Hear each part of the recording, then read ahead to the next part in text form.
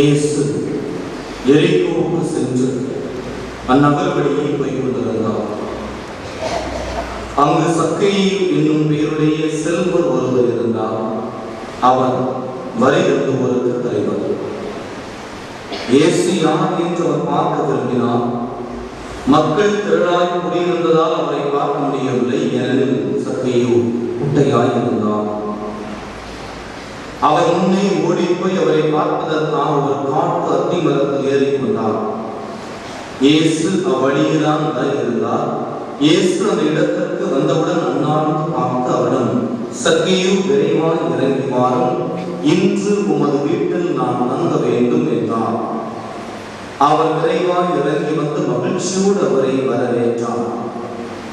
இதை கண்ட யாவரும், பாவிகளிடம் தங்க போயிருக்கிறாரே இவர் என்று முணுமுணுத்தனர். சக்கேயு எழுந்து நின்று, ஆண்டவரே, என் உடைமைகளில் பாதியை ஏழைகளுக்கு கொடுத்து விடுகிறேன். எவர் மீதாவது பொய் குற்றம் சுமத்தி எதையாவது கவர்ந்திருந்தால் நான் அதை 4 மடங்காக திருப்பி கொடுத்து விடுகிறேன் என்று அவரிடம் கூறினார். இயேசு அவரை நோக்கி, இன்று இந்த வீட்டிற்கு மீட்பு உண்டாயிற்று, ஏனெனில் இவரும் ஆபிரகாமின் மகனே.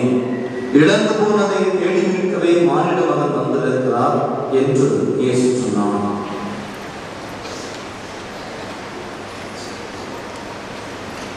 இது கிறிஸ்துவின் நற்செய்தி.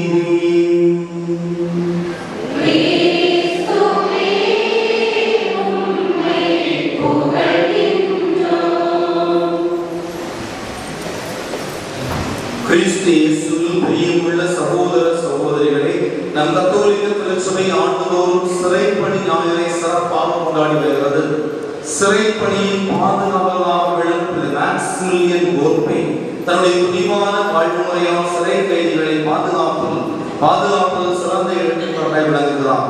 கோல்பே 2ஆம் உலகப் போரின் போது சிறைப்பிடிக்கப்பட்டு தீவிர கண்காணிப்பு முகாமுக்கு அனுப்பப்பட்டார். அவர் சிறை கைதிகளோடு இருந்தபோது தனக்கு அளிக்கப்பட்ட சிறிதளவு உணவையும் மற்றவர்களோடு பகிர்ந்து கொண்டார். பலரை நல்ல பாவ சங்கீதம் பெற ஆயத்தம் செய்து அவர்களுக்காக ஜெபம் செய்தார். இறுதியாக ஒரு சகோதரருக்காக அவரது உயிரையே தியாகம் செய்து என்னுடைய உலகில் யாரும் செய்யலாம் காரியத்தை அது செய்து முடித்தார்.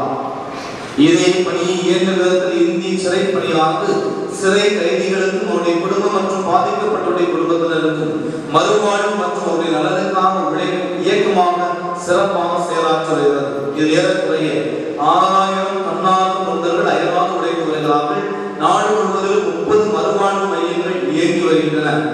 இந்த மையங்களின் மூலம் சிறையிலிருந்து விடுவிக்கப்பட்ட 100க்கும் மேற்பட்ட ஆண்கள், பெண்கள், அவருடைய குழந்தைகள், பாதிக்கப்பட்டவர்கள் மற்றும் இளம் கைதிகள் அனைவரும் புதுவாழ்வு மனமையை பெற்று வருகிறார்கள். தன்னார்வ தொண்டர்கள் ஏறக்குறைய நாடு முழுவதும் 850 பிரிவுகளில் வெவ்வேறு நிகழ்வுகளில், குறிப்பாக ஆற்றுப்படுத்துதல், மருத்துவ முகாம், இலவச சட்ட உதவிகள், கலை நிகழ்ச்சிகள், உள்மன குண தியானங்கள், வேறு சம்பந்தமான பயிற்சி முகாம்கள் மூலமாக இந்தியாவில் உள்ள சிறைகளில் மிகவும் சீரும் சிறப்புமாக பணியாற்றி வருகிறார்கள்.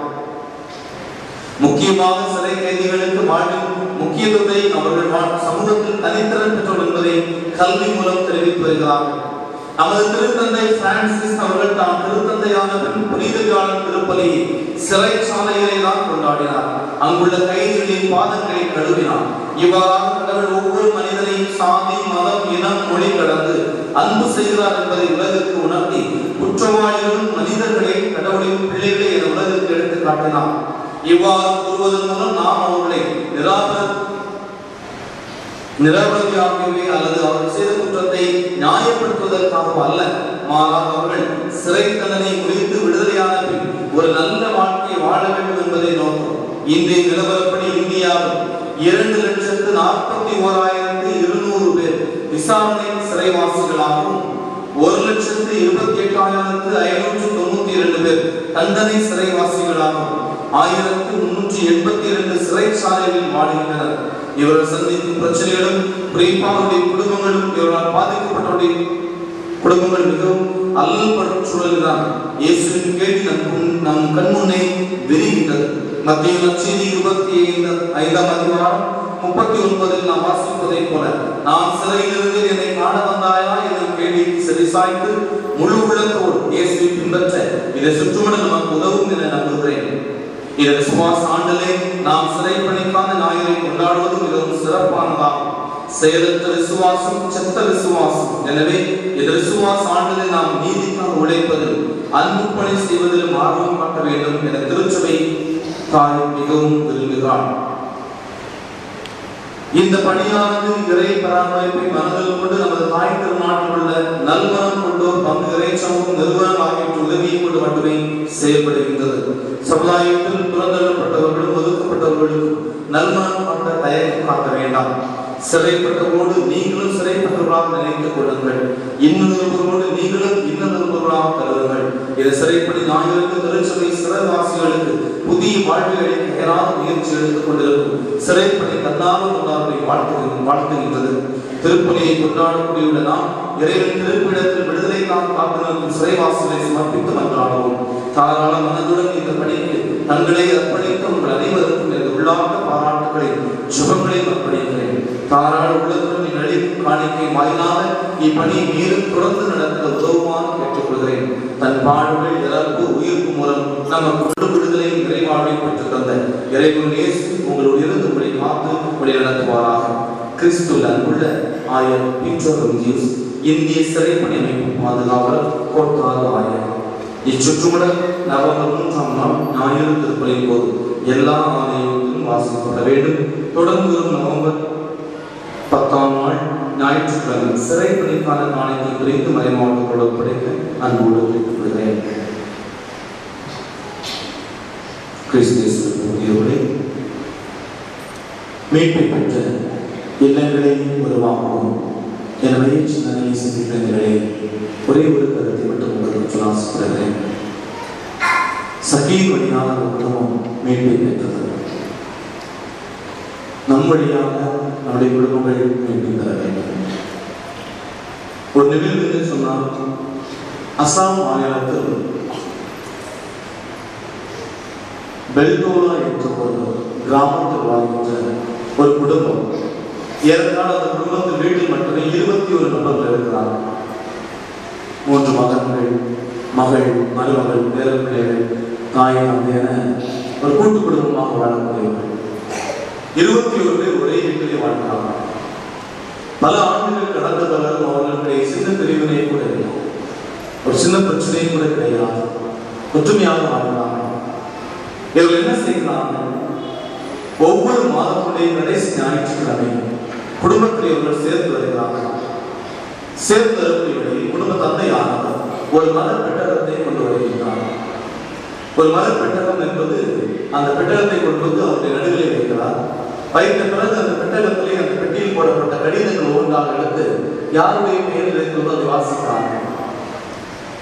ஒரு விலை குறிப்பாக அந்த நிகழ்வை சொல்ல சொல்கிறார். அன்று அந்த ஞாயிற்றுக்கிழமை இளைய மருமகளுக்கு அந்த கடிதம் மாமனாரால் எழுதப்படுகிறது. உன் குழந்தையை இவ்வளவு உண்மையாக நீ அழைத்தது தவறு. அதைவிட மேலாக மோசமான வார்த்தைகளால் உன் பிள்ளையை நீ திட்டியது அந்த குழந்தைக்கு மன உளைச்சலை உண்டாகும். எனவே இது தவறான காரியமாகும். எனவே அந்த மருமகன் அந்த சபையிலே அந்த விரோதத்திலே அவர் சொல்கிறார், நான் செய்த தவறு தான், கோபத்து பிள்ளை அடைந்து விட்டேன், எனவே நான் மன்னிப்பு வைக்கிறேன். இதற்கு அவர் என்ன சொல்றாரு சொன்னால், இது என்னுடைய குடும்பத்துடைய புகார் பெட்டி. ஒருவர் மற்றொரு மீது மனத்தால் ஏற்படக்கூடிய நாங்கள் எழுதி போட்டு விடுவோம். அந்த மாதத்துடைய கடைசியில் அனைவரும் வட்டமாக அமர்ந்து மாலை அந்த காஃபி குடிப்பதற்கு உணவுக்கு முன்பாக, இரவு உணவுக்கு முன்பாக நாங்கள் சேர்ந்து இதை நாங்கள் பேசுகின்றோம். ஒவ்வொரு நாளும் அந்த புகாரிலே குடும்ப தலைவர் யார் மீது யாருக்கு எந்த வருத்தத்தை எழுதி போட வேண்டும். ஆனால் அவர்கள் பேசிய பிறகு அந்த கூட்ட முடிவிலே எல்லோரும் சேர்ந்து உணவருந்துகிறார்கள். உணவருந்திய பிறகு மனதிலே எந்த வருத்தம் இல்லாமல் அவர்கள் சொல்ல வேண்டும். 21 நபர்கள் தங்களுக்கிடையே அந்த குழந்தை, சின்ன குழந்தை முதல் பெற்றோர் வரை அவ்வளவு ஒற்றுமையாக வாழணும் கேட்கிறார். நீங்கள் தலைமை ஆசிரியர் எப்படி இந்த எண்ணம் உங்களுக்கு ஏற்பட்டது? அவர் நான் ஒரு கிராமவாசி, கிராமத்தில் இருந்தார். வெறுமனை கிராமத்தில் சாதாரணமாக வாழ்ந்தால் எப்பொழுது என்னுடைய பிள்ளைகளை நான் நன்றாக வைக்க நான் ஆசைப்பட்டேன். எல்லோரும் நான் ஒருவருக்கு விட்டுக் கொடுத்து அன்போடு வாழ வேண்டும் தான் என்னுடைய கனவாக இருந்தது. எனவே என்னுடைய பிள்ளைகளுக்கு முன்மாதிரியாக என் மீதும் குறைகளை எழுதி கொள்ளலாம். நீங்கள் செய்தது தவறு, நான் ஏற்றுக்கொள்வேன். தவறு என்று சொன்னால் உன்னுடைய பார்வை தவறாக இருந்தால் மன்னிப்பு கேட்கிறேன், இனிமேல் அந்த தவறு நடக்காது. இவர் என்ன சொல்கிறார்கள்? அந்த பேர் மனக்குழுவை என்று சொல்கிறார்கள். மனதில் உள்ள கவலைகளை எழுதி கொடையில் பார்க்கிறோம்.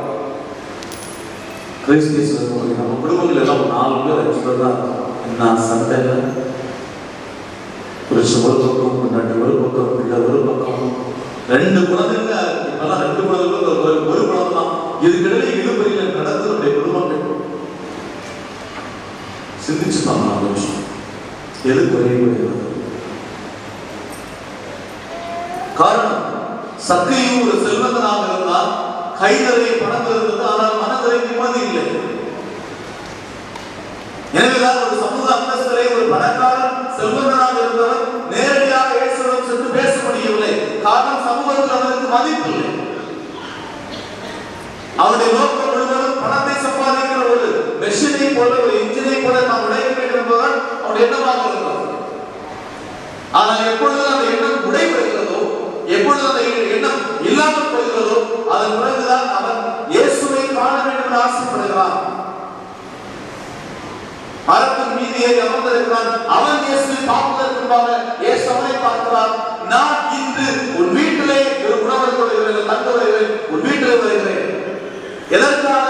இயேசு சக்கையை கண்டு இறங்கி வா, யுவராஜனை பார்க்கிறேன் என்று சொல்ல வேண்டியதானே. ஆனால் சொன்னான், இன்று உன் இல்லத்திலே வருகிறேன். காரணம், குடும்பம் தான் அவனுடைய போரிடமாக இருக்கிறது. நம்மள எங்க உழைச்சாலும், எங்க போய் வேலை செஞ்சாலும் 1000 காரியங்களை நம்ம வெளியே செஞ்சுட்டு வருவாங்க. மீண்டும் வந்து சிறப்பு இடம் குடும்பம், வீடு எல்லாம். பல்வேறு வகையான சாதனை பாராட்டுகளை நாம் கேட்டுவிட்டு மீண்டும் கடந்து வரக்கூடிய இடம் குடும்பம். எனவே உன்னுடைய மகிழ்ச்சி, உன்னுடைய நிறைவு, உன்னுடைய சந்தோஷம் எங்கே இருக்கிறது? ஒரு இல்லத்திலே இருக்கிறது. அதை நிறைவாக்கி வாழ வேண்டும். இதுதான் சொல்கிறார், இவரை நாங்கள் ஊரிலே பாவிட்டு ஒழிக்க வேண்டியிருக்கிறோம்.